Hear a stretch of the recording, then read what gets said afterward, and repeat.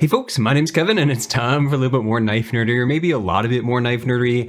We're going to be unboxing, I'm just going to go out and say, a lot of knives. I think there are 5 or 6 knives in this box.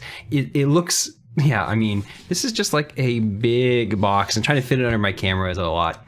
So this is something like similar to this happened before. If you watched that Laconico lineup video I had, those were all sent in one big box, actually a much smaller box, by my friend Stefan. And that ended up being a really long video, and I needed to split it into 2. But part of that is because a lot of them were Laconico and one of them wasn't. I might end up needing to split this in 2 as well, just because this might end up being a lot. But the twist here is that 4 of these I know. I was only supposed to know what 3 of them were. 3 of them were supposed to be surprises, but he ended up spoiling one of them. I think he might have even spoiled another one, but I don't remember what he had said. So I only know what 4 of the knives in this are, and the other one is just going to be a full-on mystery. So let's get this open, and yeah, let's get started. I mean, to open it up, I'm going to use this Biblio because one of the knives in here that I do know is a giant mouse knife as well. So seems on theme and appropriate. There we are. Okay, so like I said, I think there are 6 knives in here. There are only 5 boxes, so one of these is probably doubled up. This one, I wasn't expecting to see this case, so maybe there's an MBK knife in here, maybe not. Let's just start going, and let's start with this one. So I said that one of the knives in here is a giant mouse knife, so this is it. I believe it's going to be, yeah, okay. So this is the Senoma. Ooh, yeah. I've never gotten to handle one of these, which is why I sent it along. It looks like he sent a... Oh, there's a deep carry version of the clip as well. Oh, that's cool. Oh, I might have to play with that. So let's flick this open. Nope. Wow, failed. Is it because I had lock bar pressure on? Yeah, wow. This is a knife that immediately locks up if you put lock bar pressure on. So let's take my finger off that lock bar and flick that open, and ooh, yeah. Okay, so Giant Mouse, if you're not familiar, is a collaboration between Jesper Voxnay's and Jens Onso and a third business partner of theirs. And sometimes their knives lean a little bit more Voxian, and sometimes they lean a little bit more Onsoian or Onsoian. And I think the Senoma is one of the ones that definitely leans in the Onso direction. Onso is known for like long swooping curves, kind of upswept, not like upswept in the sense like it's a Persian style, but just like pointy knives that come with a lot of belly. And this very much looks to me like it fits into the Onso side of things. Now they collaborate together on all their knives, so it's not like this is going to be completely Onso, but yeah, this really does look like it. Oh man. See, that's the thing is like, I think Vox makes very practical knives, and they tend to be good looking for practical purposes, but Onso makes gorgeous knives that tend to have really, really nice curves to them. And yeah, man. Okay, so what do we got going on here? This is a full tie frame lock. So this is one of the V1s. The V2 were done in like micarta and G10, and those were, I believe, liner locks. Both versions are made by Riot, which is cool. This here is made by MKM in Italy, and so half of their knives historically were made in Italy, and then some, not quite half, were made in China by Riot. And these days they've also started working, I think, with Best Tech on a couple of things. Wow, that locks up with lock bar pressure. I do not like that. This jimping is interesting. Like if you look, it's deeper at the ends than it is in the center, which gives it almost like a curved effect. This is definitely a push button knife, because the way this is leaning so far back like that means I doubt I can do this as a light switch. Now my finger just rolls off that. Partially this kind of jimping needs to be cleaned out. You can see I'm able to push stuff off, which is always a little bit gross, but whatever. And so maybe with enough of that cleared out, this jimping is just not catching my finger. So this is definitely a push button knife, and I'm gonna have to teach myself to put my finger down here on the clip so that I don't put pressure on the lock bar. How does this fit in my hand? This is one of the long, so Onso does tend to make long knives, whereas Vox tends to make stubbier or shorter knives. And so this is on the longer end. I think, I'm not quite positive, I think this is like 3.45 or 3.43 or something like that inches. So it's not a full 3.5, but it is on the longer end. But that fits my hand really, really nicely. I don't love the way this clip feels in my hand right off the bat. It's a really cool looking clip, but it's got some kind of corners right here that are weird and shouldn't be there, and I feel them kind of immediately. Maybe less than I originally thought. Something back here is bugging me too. Ooh, yeah. This corner. Ooh, yeah, these corners are sharp. So Giant Mouse as a whole tends to kind of romanticize the lanyard. They're one of the companies that they tend to do like rustic aesthetics. They have an entire piratey themed line of their limited edition higher end pieces that aren't part of the Ace line. And one of the things that they tend to do is post a bunch of pictures of them with lanyard holes and lean into that kind of like fun decorative lanyard part of the market, but it means that they always have a lanyard hole, and they tend to prioritize that lanyard hole over what I would consider good ergonomics. And so, yeah, this is a perfect example of what I hate. This is a lanyard hole that sticks out proud of the overall knife, and as a result, man, these are jabby little corners. Every single one of these is super jabby. And so when I'm holding this in my hand, what I'm actually feeling is not the clip.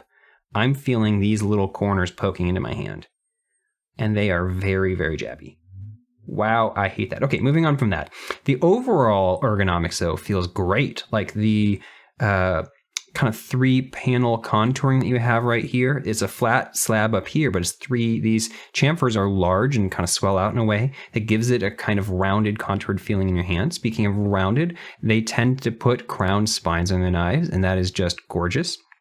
This is, I think, something like, I think it's 0.135 or something, blade stock, 0.1375 probably, which is thick, but not super thick. But it's the kind of thing where this is thick enough blade stock that I would probably want it to have a taller, like if you're going to make a blade that's this short in this dimension, I either want it to have thinner blades. Well, I would just want to have a thinner blade stock. I was going to say I either want to have thinner blade stock or I just want a taller grind, and you can't really fit a taller grind on this.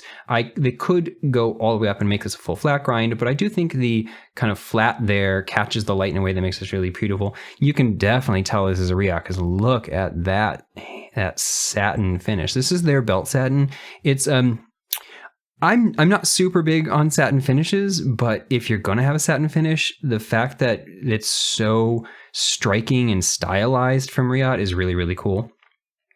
What else we got? This is an M390 blade. This is named the Senoma. It's named after the part of California.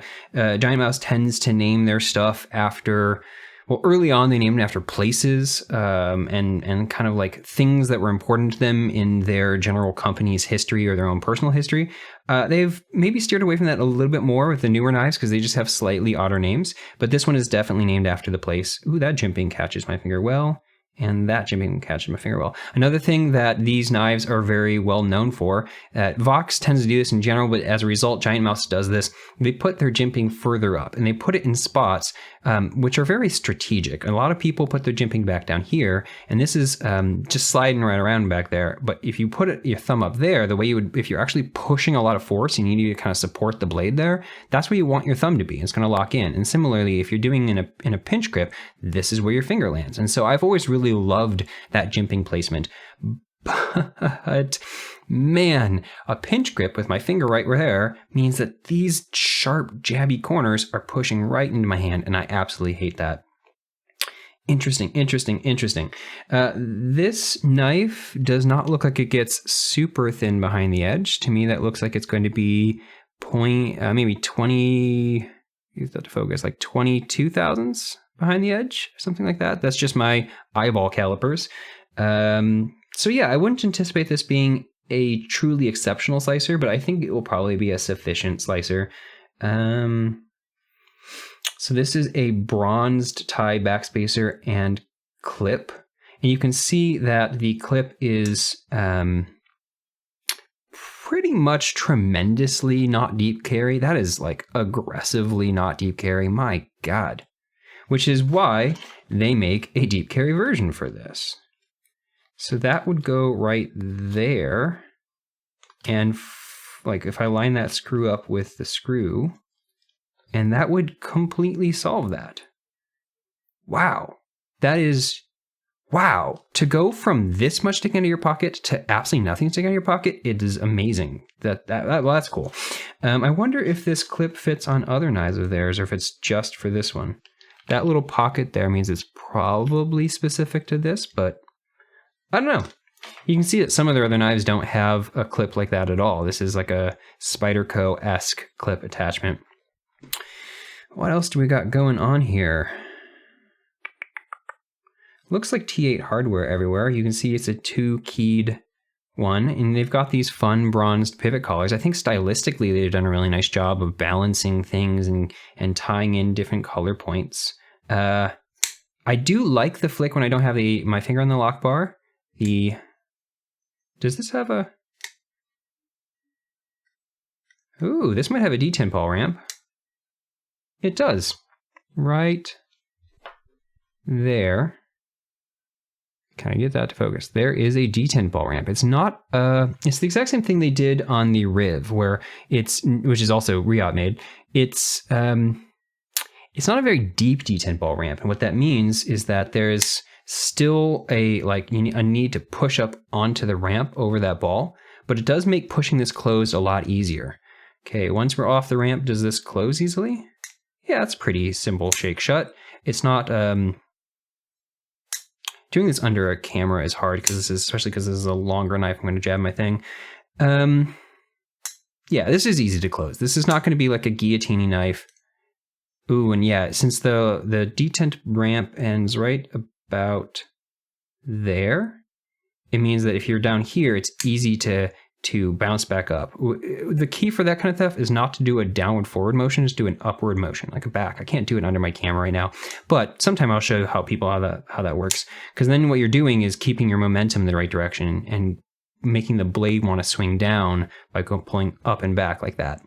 Anyway, mixed feelings about this knife for sure. This is a very mixed feelings knife. Like I never got in on this because I thought it was going to be too big for me. I actually kind of really love the size. It's definitely longer than I'm used to, but I kind of love the size. But I hate what's going back here. These back corners are so sharp, that yeah, there's a lot to like, but also things I absolutely hate about this knife. This is really interesting. Let's move on to the next one. Wow, what do we want to do next? I think this is going to be stylistically kind of similar.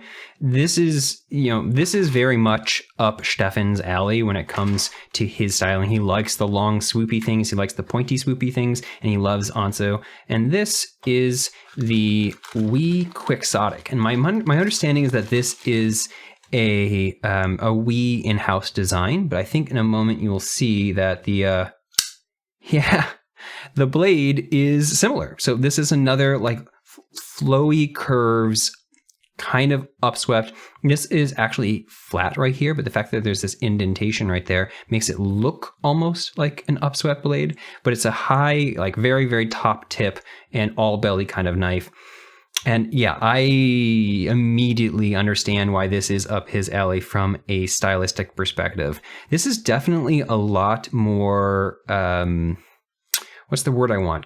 Almost cyberpunky. This type of styling with like these specific lines and that kind of glow, this has a kind of cyberpunk aesthetic to it, but it's also not at the same time. It's way more fluid and curvy and flowing than a lot of cyberpunk things that tend to have very rigid lines. And so it's a really interesting mix there.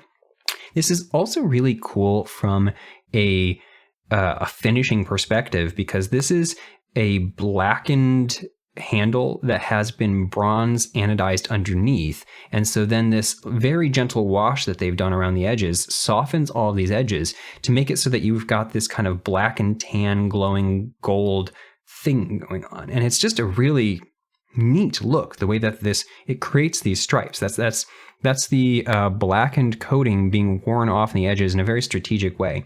I do imagine that if you gouged this with something metal, it would look horrible, because you would see either the gold as a big streak, or you'd make it through that gold ano layer and see like the bright silver tie.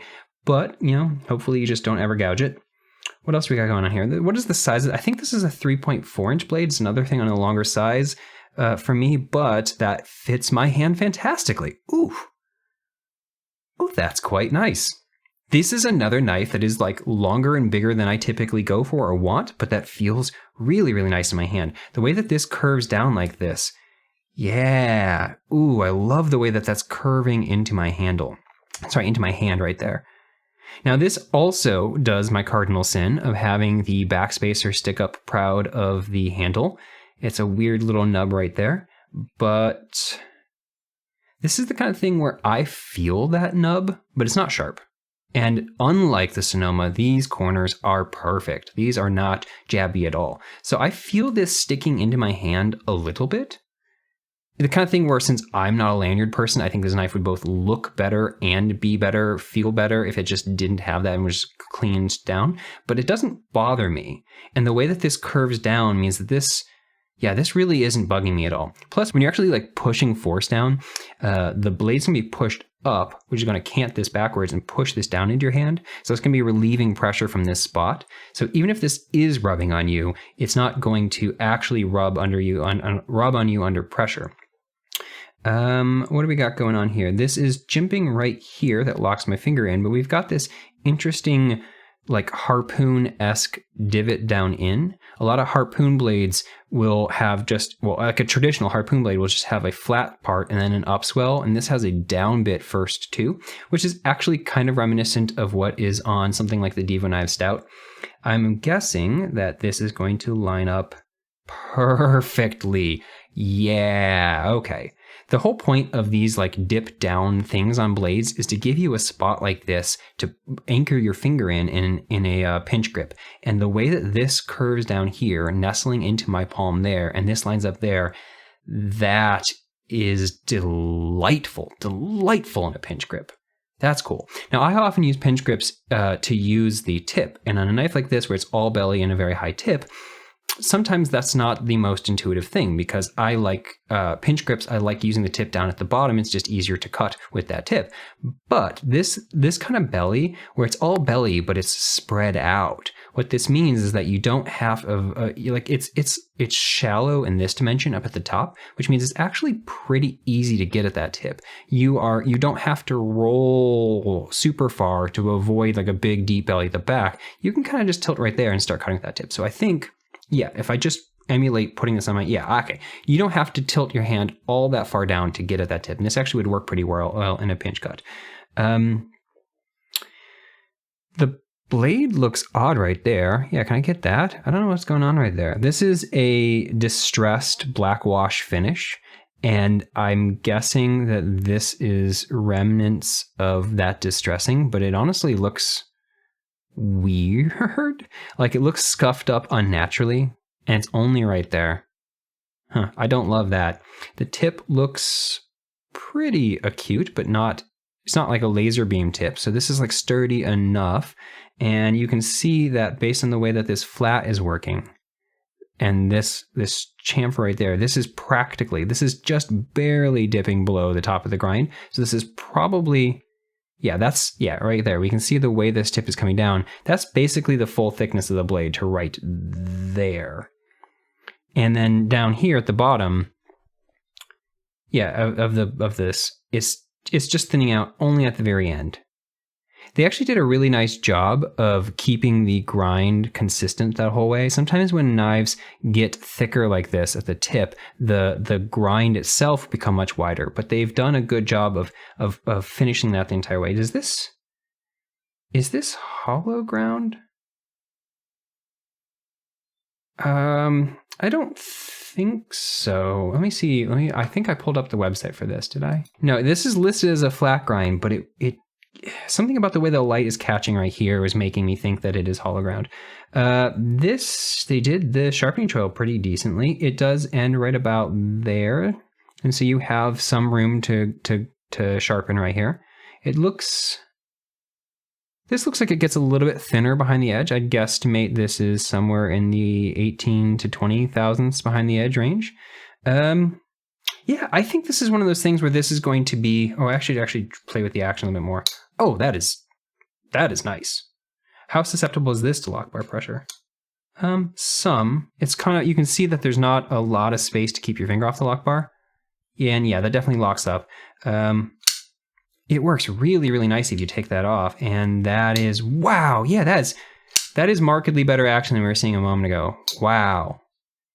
That's actually really impressive. This flipper tab is interesting. It's a flat block right here, which makes it look like it'd be push button, but you can see that this can't possibly be a push button because this flat surface you'd be pushing against is right down into the pivot, which means this is going to be not doing anything at all. This is going to be the kind of thing where you're supposed to hook. As a result, I don't understand why there is that jimping there. You're supposed to hook against these little jimpings on this corner and pull back. And so this is definitely a light switchy on. It works really well. I've had a couple other knives that have that same kind of technique, and as long as you can catch that, it works great. The detent on that is really, really nicely tuned. That's like very nice and snappy. How are they accomplishing that? Yeah, okay, so that looks like it's get something to reflect out the background. We've got pretty deep engagement, but it's not all the way. You can see underneath the lock bar right there, which means this must be a combination of that. And honestly, this lock bar is lighter than I was expecting given how snappy that is. This is just a well-tuned detent. And that closes so easily, in part because this is a long blade. And you can see that it does remain, like I said earlier, that full thickness out to here, which means there's the center of gravity on this is pretty far out. How does this land? Ooh. Yeah, where is my detent engagement? That is pretty good. Yeah, that's pretty good. And you can see the way that this falls, that falls to my nail on the flipper and I'm up on it. I really like that. You can see it's doing an interesting thing right there where there's this little hook right there. That must mean that it's contacting, yeah. So you can see that it wraps up around the stop pin at the top. Does so a little bit on that side too, but that means that in both of these locations, it's actually hitting a curved surface right here and right there, which is spreading that contact force out along a larger surface area. So that's going to improve longevity. That's cool. From a clip perspective, this is an interesting clip. It stylistically fits the flow of this kind of perfectly. It does fit into this corner really well, and they brought this down in a way that makes this flow to the back in a way that's really, really nice. It doesn't feel jabby at all. Good spring tension. And it is, okay, that does bug me. I don't know how well you're going to be able to see this, but there is a singular point of contact. This is one of those clips that's kind of like a single ball underneath. And because you can see they're contouring it in every single dimension. And what that does mean is that the entire pocket clip force is going to be concentrated on a single tiny point at the very center of that, which will wear a line in your pants quicker. And I don't love that. I would like it more if it was just a little bit more spread out as a pad at the bottom, but I do like that it is contoured in all the dimensions because that means that it will slide in your pocket even if you take it out kind of at an angle. And the fact that it's canted forward like this is going to make the entire thing want to kind of pull back into your pocket. I think overall, this is a very stylized knife, but they've pulled off a lot of really nice functionality. I think my biggest complaint with this is the lock bar susceptibility, pressure susceptibility, because then it's hard to catch that. But if you just take your finger off of that flicks fantastically. It closes really nicely. It fits really nice in my hand. I like the way that this little divot here works. This is like Cyberpunk meets Art Deco. And honestly, the more I look at it, the more I'm getting Art Deco vibes. And I think it's honestly really quite beautiful. I think this is awesome. I think this is a win for Wii. I think that's awesome. Okay, let's continue on. What else do we got going on? This one feels heavy, so I feel like it's going to have two knives in it. It's also a generic Wii. Yeah, it does have two knives in it. What do we have here? This is tight in there. This, I can never remember the name of this. What is this called? God, what is this called? Okay, so this is, I remember him, Stefan saying he's going to include this because he wanted me to check out one of these MKM knives that Vox did. I will have to look up what this is actually called. It does not say it here. You can say it says made by Makita. Makita is the like business partnership that allows MKM, Miniago Knife Makers is a consortium of like Lion Steel, Viper, Fox, a couple others, all these knives in Italy. MKM is like the consortium branding, and Makita is the like supply chain business partnership that allows them to all use the same production facilities. And so they're not saying the brand there. Yeah. Okay. I remember him telling me about this, and this flipper tab just, oh, I hate that. I hate how jabby that is, but does it work? It works. The detent on this is pretty light. It works though. It's giving me like a really kind of almost sad flick. Like it doesn't have a lot of authority to it. This is a very thick knife in this dimension. It feels okay in my hand. It's a smaller knife than the ones we've been previously doing. This pocket clip is very reminiscent of what you have over here in its general size application. This is one of the giant mouse knives that is also made by MKM. And so I'm not surprised to find that, like, it's not an identical pocket clip, but it's got basically the same kind of frosted finish wire on that, and the screw that's attaching it looks identical. That corner is jabby. Ooh, no, I do not like that. That corner is jabby. It's interesting to see that even though this is a Vox knife, that the jimping is back here. It's not forward. So this is in a much more standard position. Man, I don't know. Something about holding this is bugging me. There's a lot of like little corners. I brought up this pocket clip because I'm feeling it. It's like really quite pronounced that way. Like who has pants that are that thick? It's hard to strike a balance with pocket clips because it's too shallow, then people are going to complain that there's not enough clearance. If it's too big, people are going to complain that it sticks out too far. But I'm going to say this one does just stick out too far, and it's such a drop off here compared to this back that this like is such a plateau that I feel that immediately in my hand, and I kind of hate it. I'm also feeling this sharp back corner in my palm again every single time I grip it. That is just jabbing me.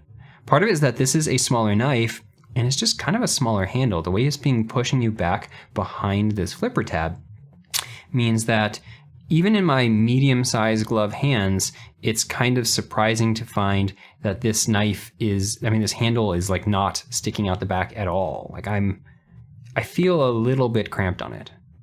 This is quite thick blade stock that MKM is known for. This looks, God, I want to say like 0.16 probably, probably about that, 0.16.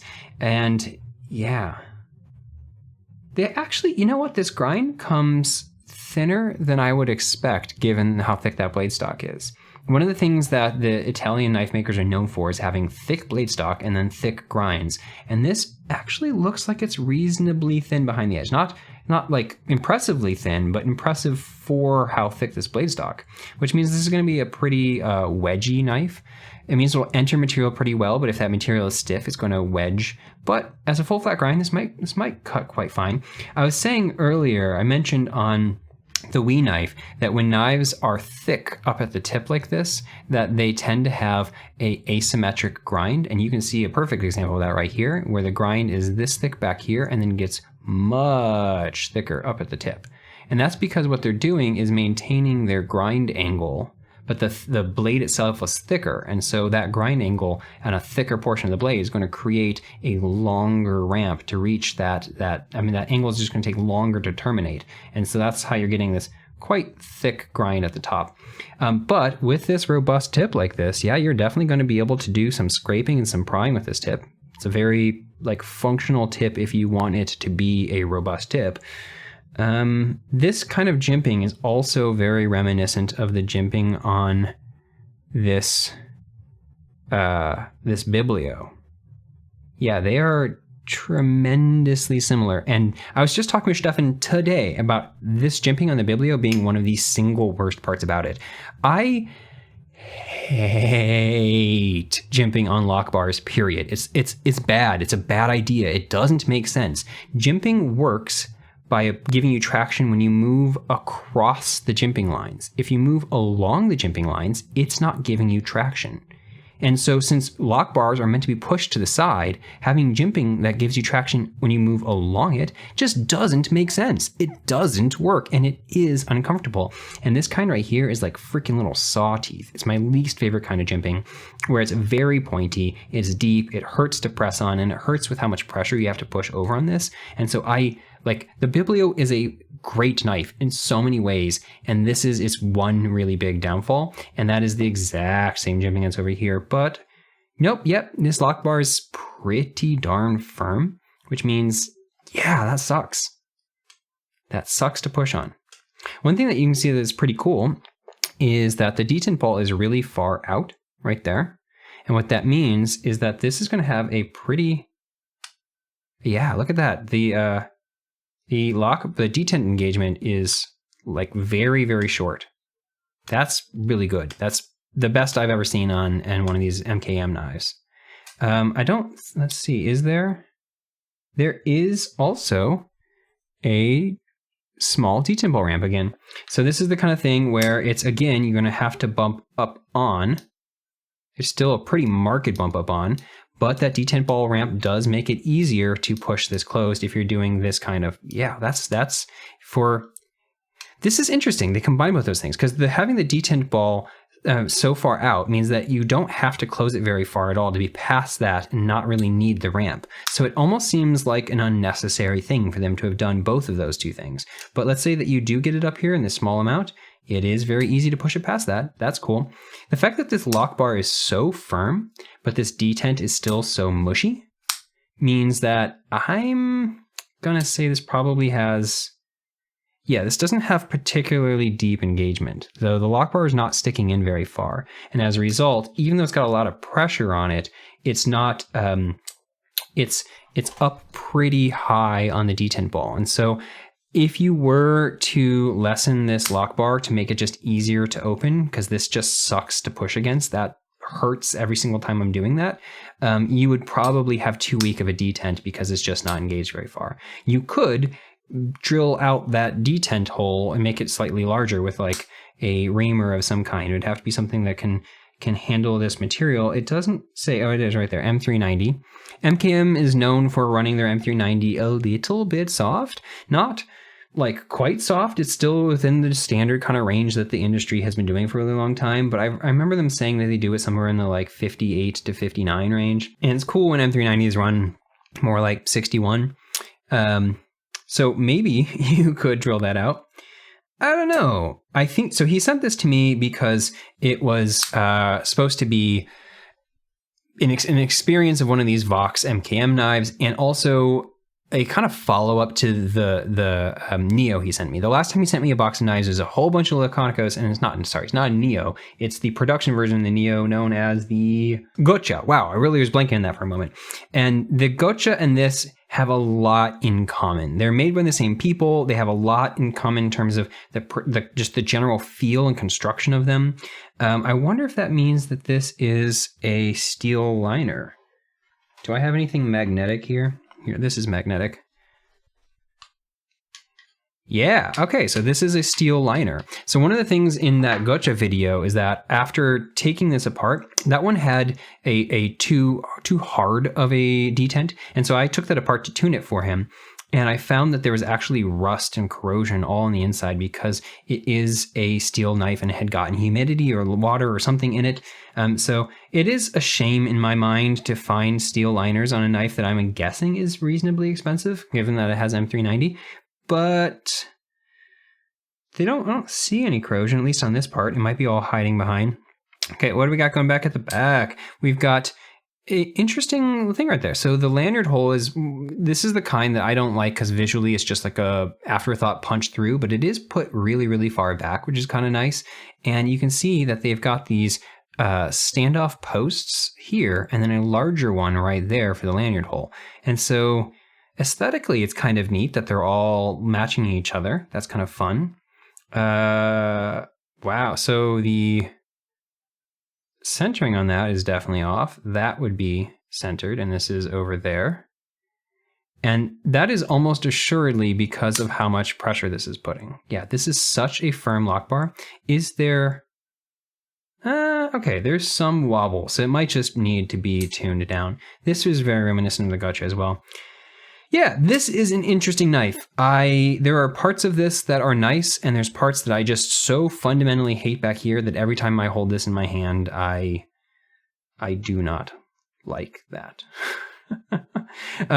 Interesting to check out. Yeah, I think I want to stop touching that. I'm not loving that knife. Let's put that back in here. What is the other thing that's in here? Ooh, cool. Okay, haha. So this is one of the ones that was supposed to be a mystery. I think he spoiled this at one point. This is the Spydie Chef. This is the I think Knife Joy exclusive blue version that they did. They did the buoy as well. These are both Marcin Swish designs, and they did an exclusive rebring back of the buoy, and at the same time they did the same kind of blue colorway in the Spydie Chef. I've always wanted to check out a Spydie Chef. I gotta try flicking it. Ooh, so one of the things that I don't like about the way that Marcin Swish does his Spyderco collaborations is that he hides the hole. On the swayback that he does, you can't access the hole from the other side at all. The lock bar completely covers it up. But on this and on the buoy is partially covered up. And that sucks. Trying to get in there sucks. Still flickable. Okay, this whole knife needs to be rubbed down. This is kinda dirty. Okay. Wow, look at that blade. That is such a specific and interesting blade. So this knife has always kind of fascinated me. This is a pretty thin. I think it's listed as 0.11 blade stock. That looks a little bit thicker than that to me.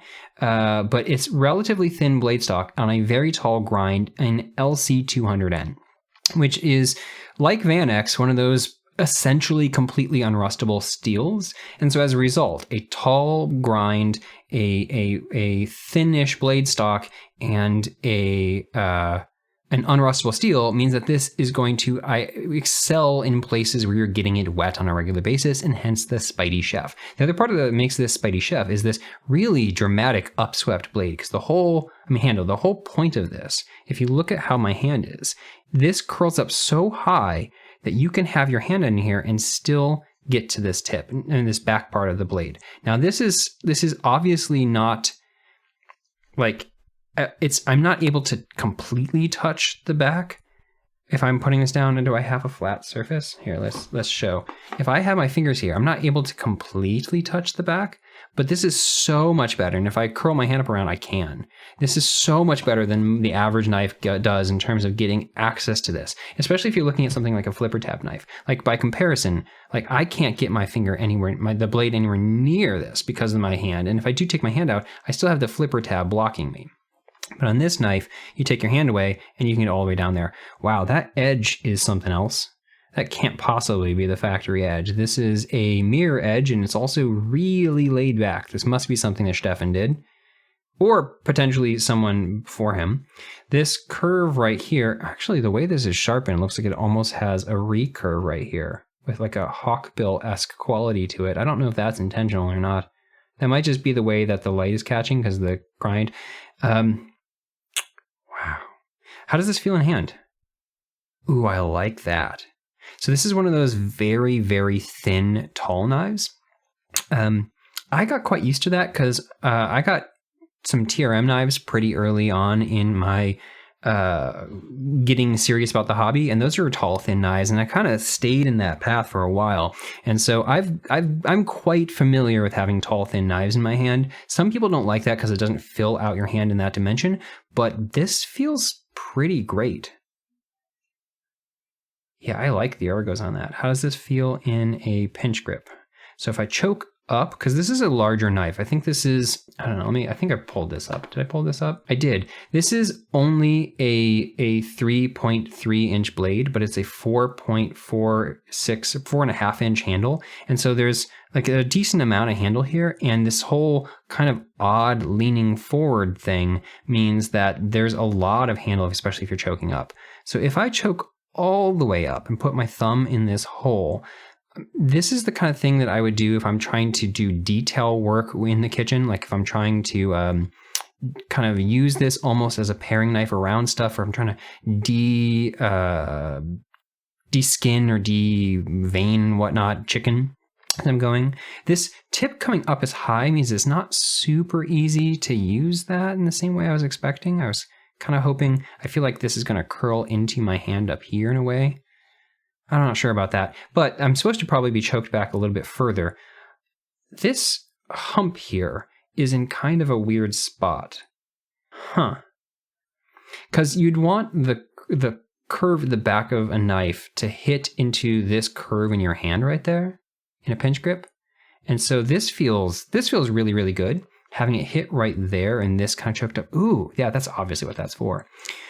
Yeah, so if I put the hump right here in the middle of my palm, then my thumb is landing right on this little indentation right there. That feels perfect. My finger is landing on here, and that is, ooh, that is money right there. It does mean that I've got a lot sticking out the back, but this is, yeah, that feels really, really nice. That feels like very secure. But it also means that I could curve this entire thing back further, put this nub into that swell, pinch and maybe anchor against that. Yeah, probably.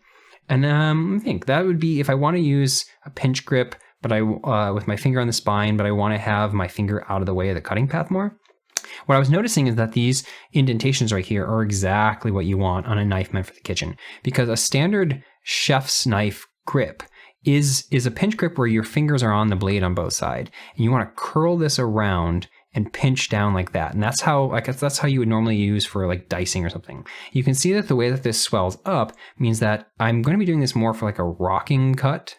I keep finding that this is longer than I want for my hands in this grip, but I'm a smaller person. I have medium-sized glove hands. And so this probably wouldn't touch your wrist if you were a bigger person. But for me, I can kind of feel that. But this is, oh yeah, that feels so nice. These two little slope stitches make it so good to pinch like that. Oh, I love that. Okay, this is really interesting. I've barely opened and closed the knife. It's pretty stiff. Yeah, so I'm assuming this is washers. Yeah. Ooh, I suck at thumb flicking knives. That actually works pretty well. This, ooh, that is really smooth. Wow, okay. That is some really nice, very, very smooth, but tight, controlled washer action. Let's get that cruft out of there. The detent ball engagement is very late. Wow, that is tremendously late. Can you see how far that's traveling? But does this fall? I'm kind of hesitant to make this fall to my nail, because one of the things that this knife is slightly bemoaned for is the fact that there's no over travel stop right here. So I have to be careful about overextending this if I'm going to make it fall to my nail. But what would happen if it did? Oof, that's not really doing a fall to the nail kind of placement. That means that the blade's going to kind of nick me.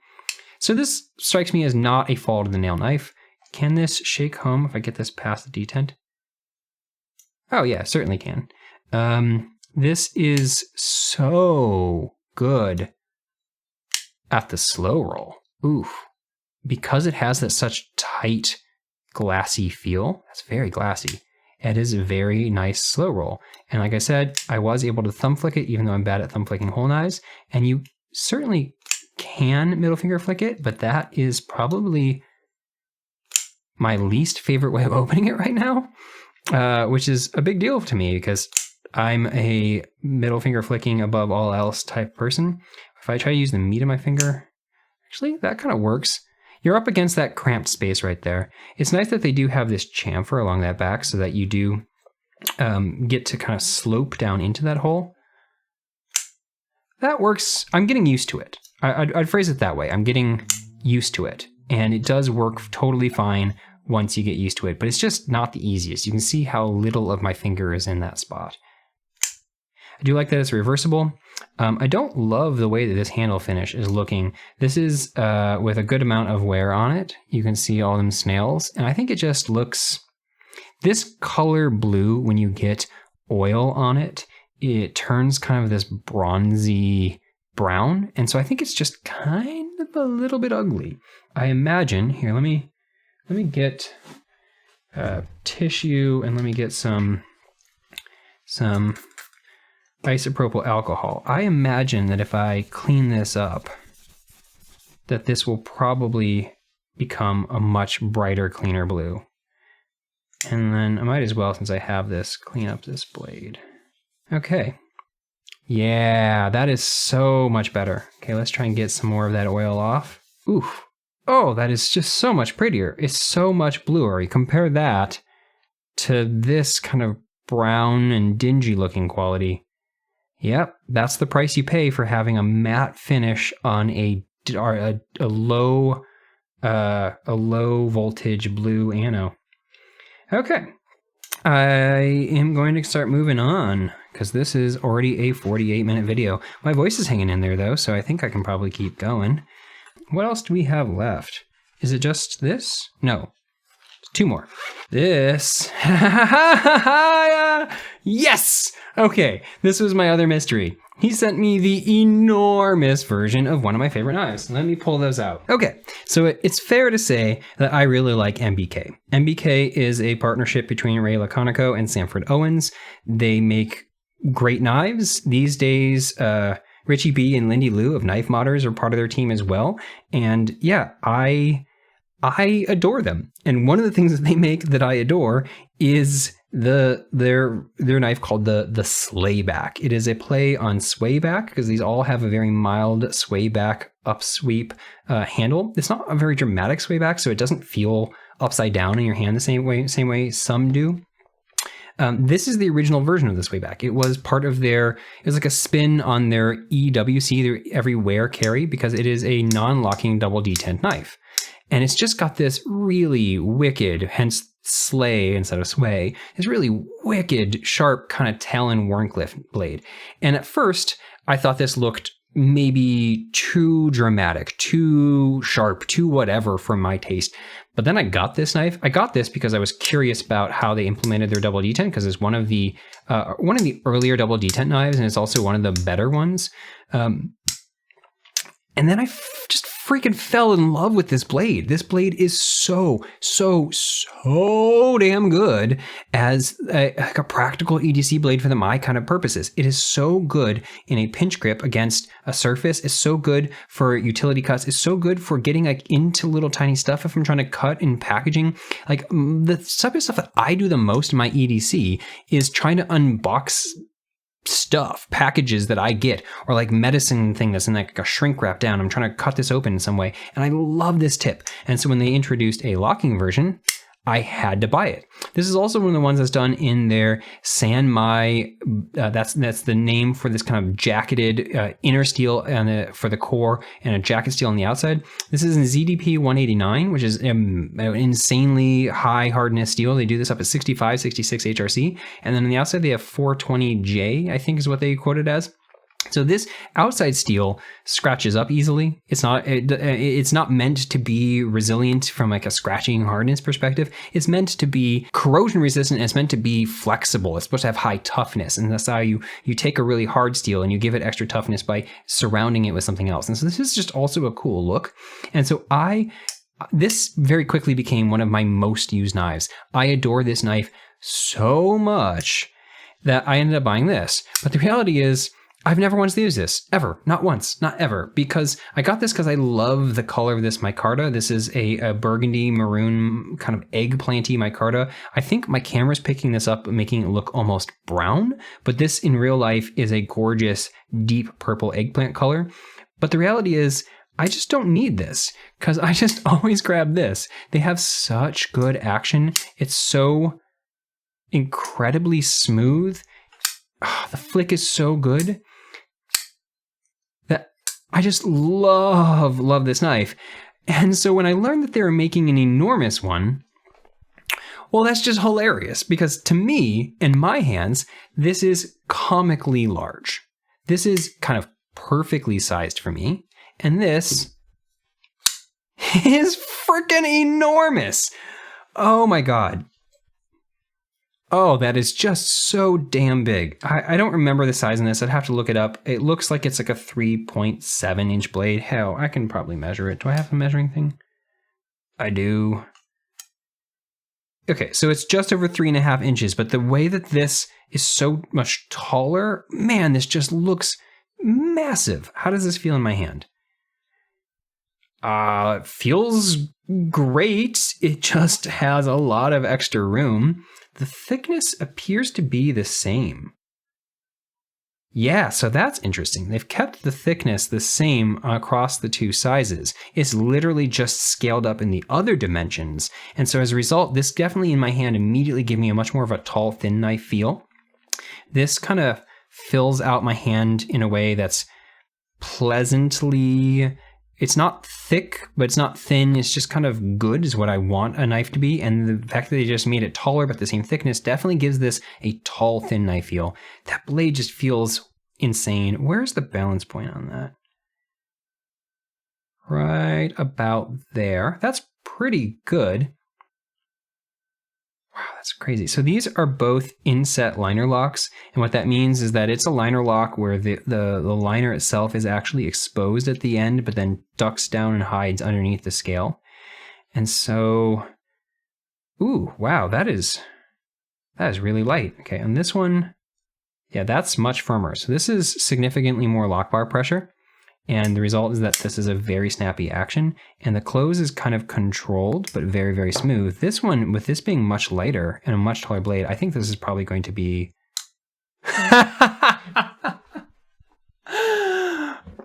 Okay. Holy crap. That is like almost scary levels of guillotine. And it's the kind of thing where it's actually bouncing back out. It's so fast that it's bouncing back out because this detent, the detent is actually not very light. Wow. Okay, so the way they're pulling this off, yeah. The way they're pulling this off is light lock bar pressure, like quite light lock bar pressure, but completely deep engagement. And so they're pushing really, really low down on the detent ball on a point where they're pushing up against a mostly flat surface, which is like a very steep edge right here, which means a lot of force is going to be pushing this direction instead of down. And as a result, this still has a very nice crisp action, but it's such a light lock bar pressure that, and such a heavy blade. Oh, okay. Where is the detent engagement? That's not bad at all. Really easy to get past that. It has done a bounce almost every single time. If I, yeah, do you hear that double bounce? If I put it on the side, it will stay, but it has a double bounce every single time. Okay, one of the things that I know that Stefan showed me is that he can flick off the blade on this one. Often on knives, if the grind is exposed, and you can see that it is exposed, you can flick off of it. But I found that because this lock bar pressure is pretty strong, and because this is so slippery, there's no traction on this material whatsoever, I've never been able to successfully flick off of this. I just slide off it every single time. But ooh, my fingers might be a little bit slick right now. I've seen him do it.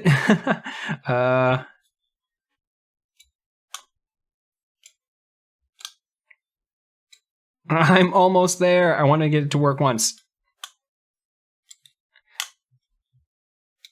Okay, I give up. I will figure out how to do that. My guess is that I probably just need to wash my hands. I've been touching a bunch of stuff right now, and so my hands are just a little bit oily. And so, wow, the action of that is nuts. This is a kind of insane knife in all of the best ways. It's definitely too big for me, but in a way that's just delightfully comical. This is such a wild looking blade that if you pull this out with it at this size, this is definitely going to draw attention from people, especially since it flicks out so hard. I don't think this is the most lunchroom friendly knife, but I'm the type of person that I love when there is like a comically differently sized version of a knife. So I love when there is, for example, a micro version of the Ferrum Forge knives. And this to me feels like a comically different sized version. I think there are people with giant hands that will say this is just a perfect size for them. To me, this is like hilarious. Love it, love it. So glad I got to check that out. And then we have one last knife. Let's get this going. Okay. So this is, I think, Ochs Worx, Eric Ochs. It's hard for my brain to want to say that because the knife in here is called the Osprey and it's not an Osprey. So saying Ochs Osprey is kind of a tongue twister. My brain wants to say Ochs Osprey or Ochs Osprey. Okay, let's get this going. Ooh, see, and this is definitely much more me-sized knife. Okay, yeah, so Eric Ochs, that is not super, there we go. Eric Ochs is a custom knife maker that has been around for a while. Ooh, yeah, that's nice. And I don't know if he's made production knives in the past. Like, this Osprey EDX is what he's calling his production knife line. This is the first one that I'd heard of that was a production knife from him. So I don't know if there's other ones I just have missed out on because he's been doing knives for like, over a decade, I believe. But this is the first time that wow, that is not easy to flick. What's up with that? Let's explore that in just a moment. Okay. We've got I think this is like a just over 4-inch handle. And this is overall, I think this is like a 3 1/4 inch blade. I'm going to be honest, this is smaller than I thought it was going to be. This looks, to me, like a slightly shrunken down version of a bigger knife. There's something about it that I immediately feel like it's just a little bit smaller in every dimension than I expected. How does it fit in my hand, though? Fits beautifully. Ooh, I love that.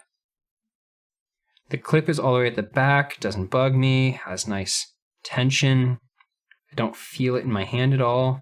Yeah, this entire thing just feels smaller than I expected. Like, I just kind of expect everything to be scaled up slightly, but not the thickness. The thickness is reasonably thick given the overall size, and it fills your hand out nicely. It doesn't feel overly thick. I think this is a 0.462, so it's still a very thin knife, but given how narrow it is in this dimension, it feels rounder than you'd think.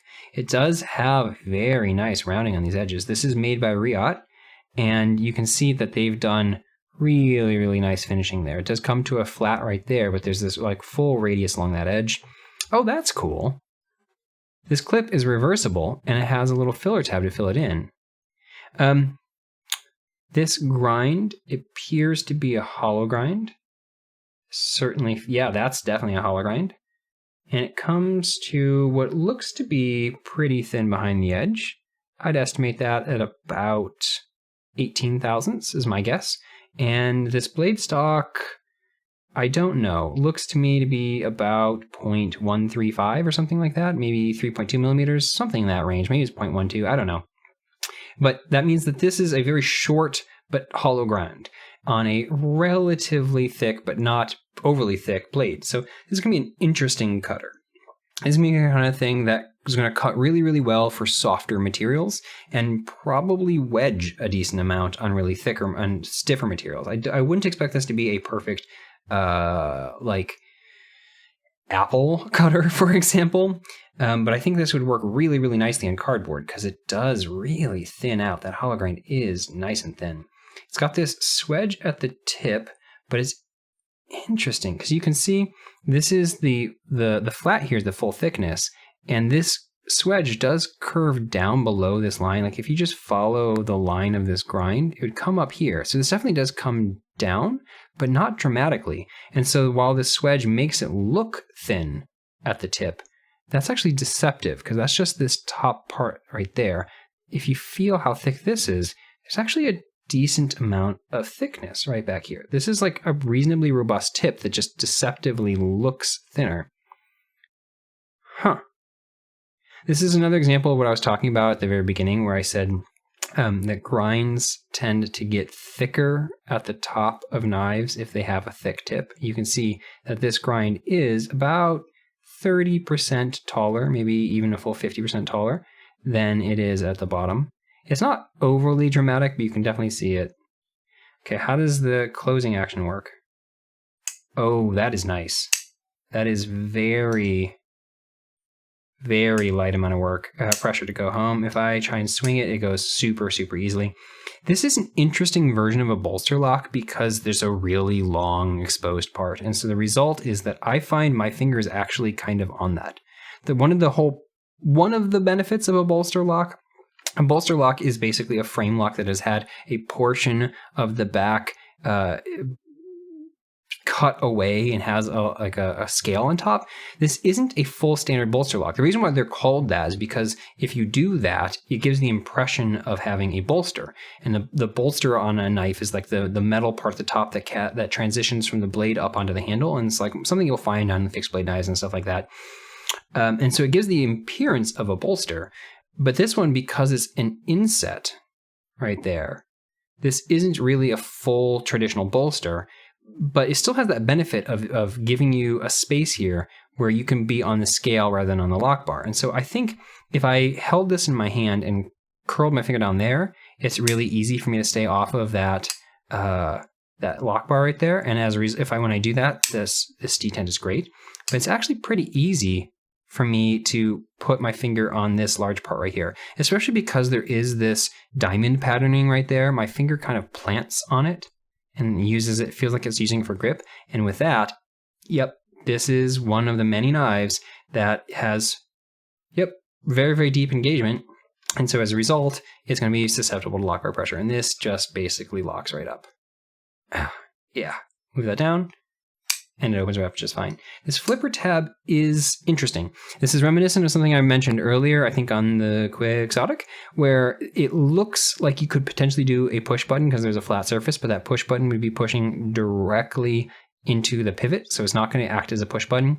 To do a push button, you'd basically have to be pushing down on this, but there's this sharp corner right there, which means this is definitely more of a pull back down light switchy type approach. You can kind of roll it out like a hybrid push button, but it's not the most comfortable as a result, because I keep finding that the way I want to deploy it, I'm putting my pressure on this little corner.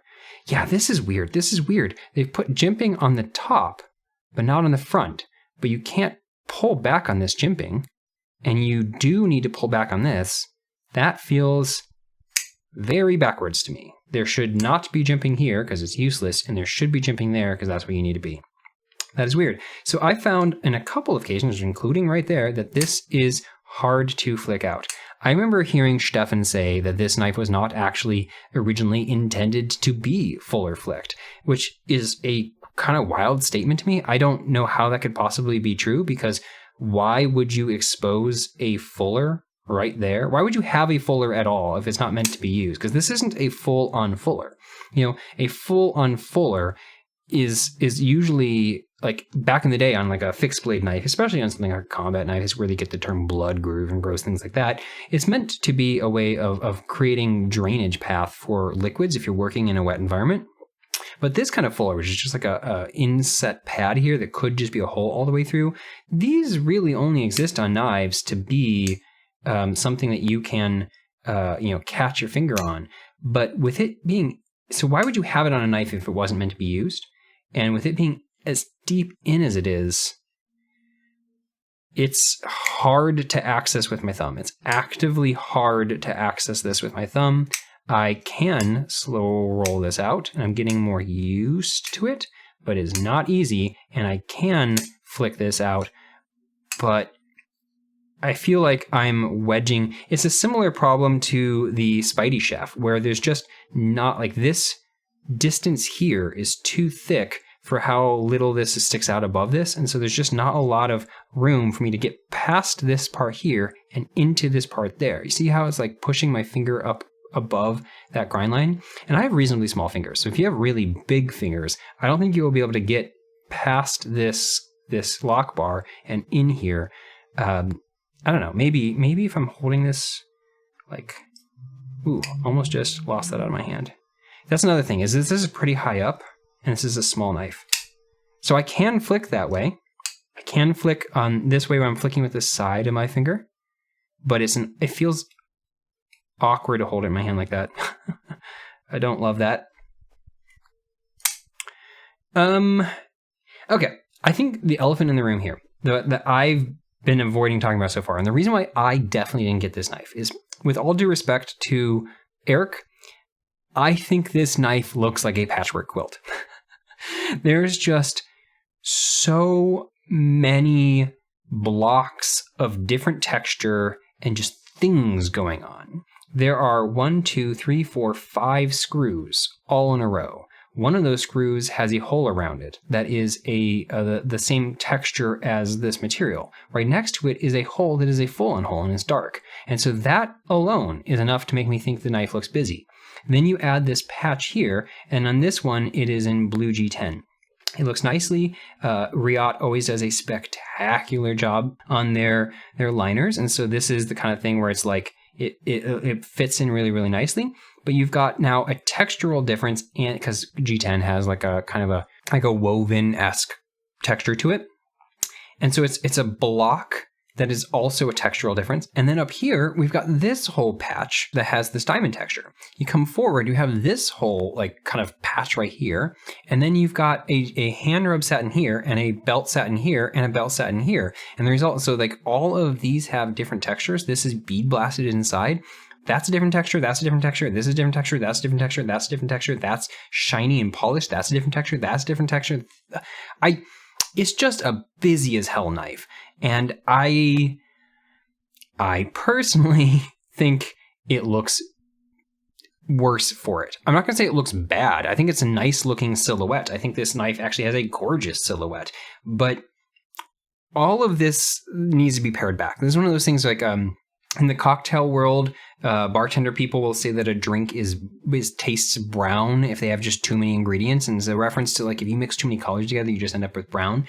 I feel like this is what's going on here too. Like it just needs to be refrained, like pulled back and restrained a little bit more.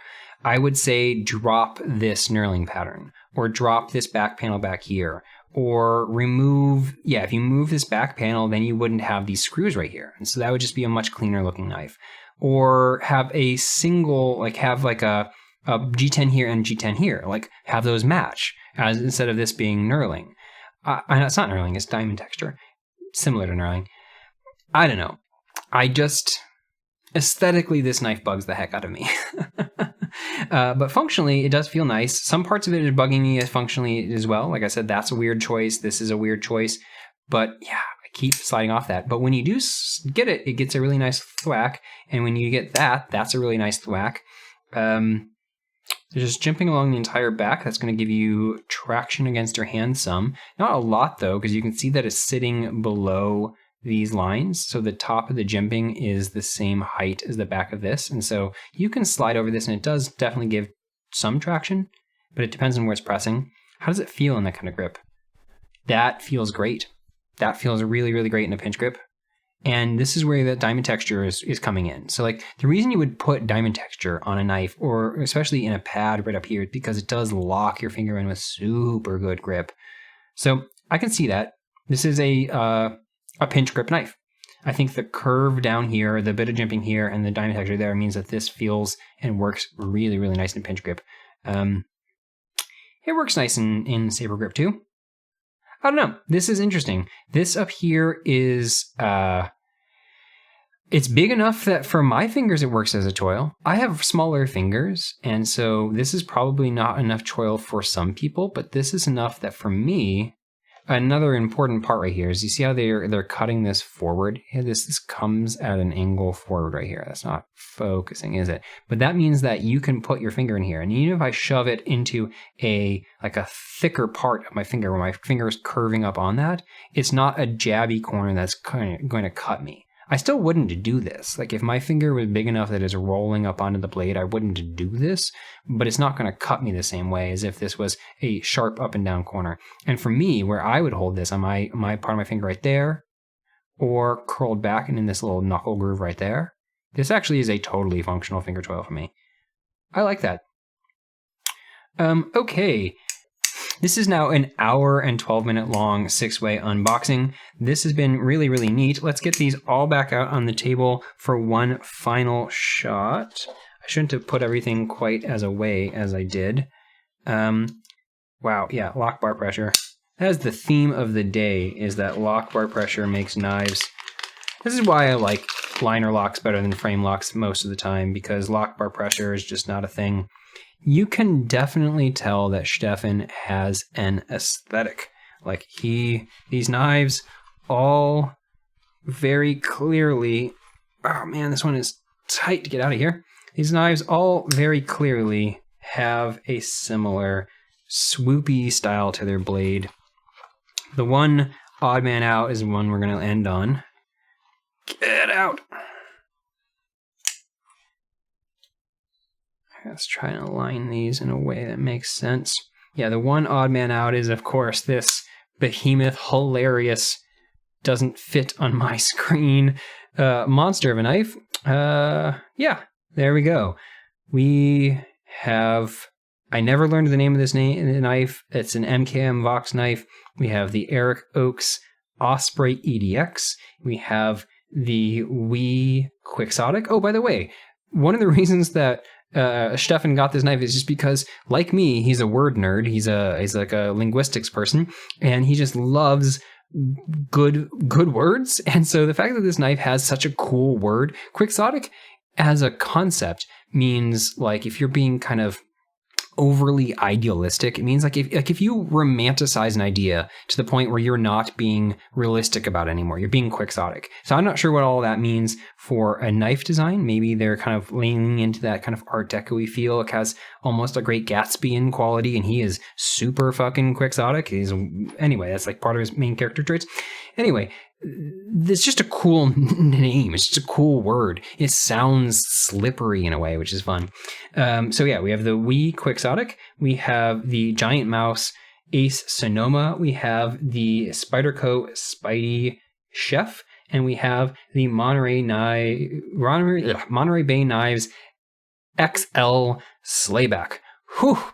Okay, at this point, my throat is bugging me. I've been talking for way too long, and I need to give it a break. This has been such a cool collection of knives to get to check out. Stefan, thank you so much for letting me try these. I may film more of a follow-up on some of these, but realistically, probably not. I've got a million things to film. This is probably going to be the only thing on it. So thank you guys for sticking along, and thank you guys for watching. Thank you so much, Stefan, for sending these along. This is delightfully fun. I will ship these back to you along with the other knives that I'm proxying for you. And yeah, thanks to you all for watching, and I'll catch you guys next time. Have a nice day.